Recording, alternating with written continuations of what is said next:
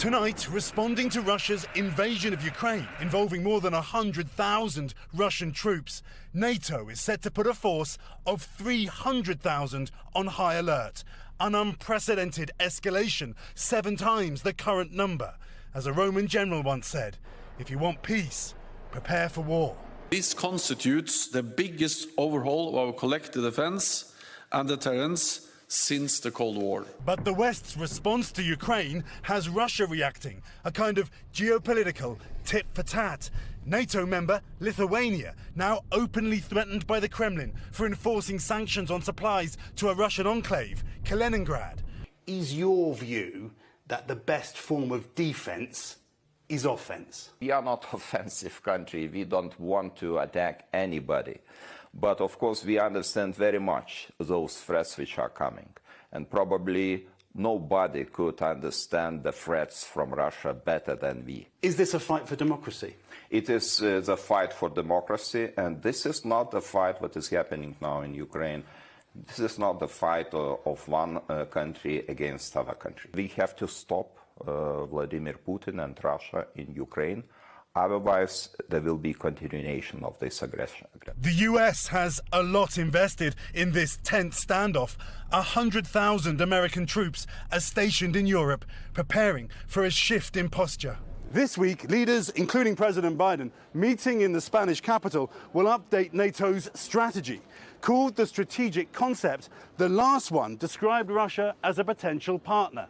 This time it will say explicitly, Russia is a threat.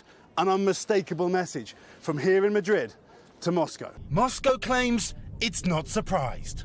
This month, NATO will meet in Madrid and it will publish its new strategic concept. Yes. The first in a decade. Naming Russia a direct threat. This was the Kremlin spokesman speaking to me last week, repeating Russia's accusation that NATO has always been an offensive, not defensive organization.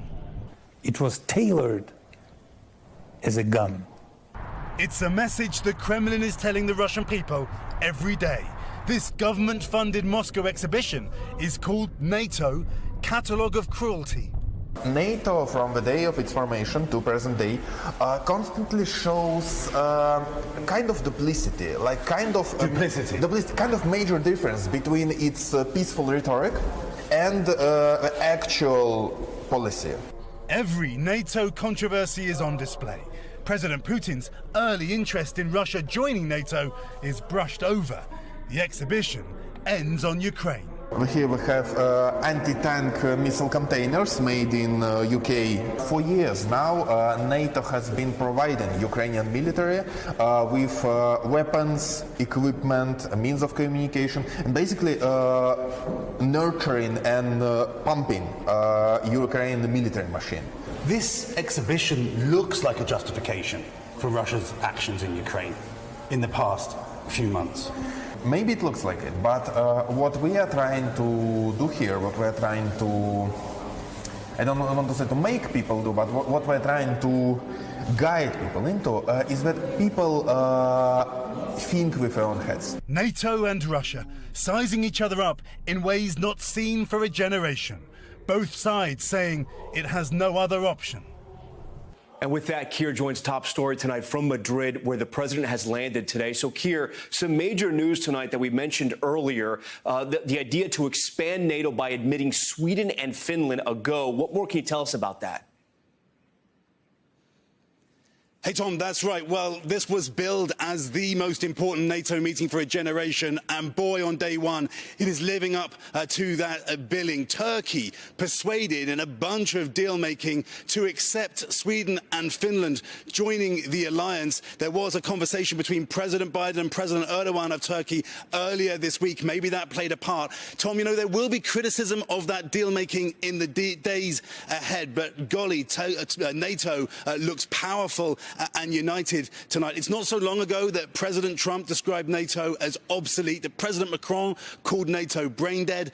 No one is talking like that tonight, Tom. Okay, but Keir, we do have to ask you, even though the members are now all agreed when it comes to expansion, there's still a number of issues that threaten the unity, though, correct?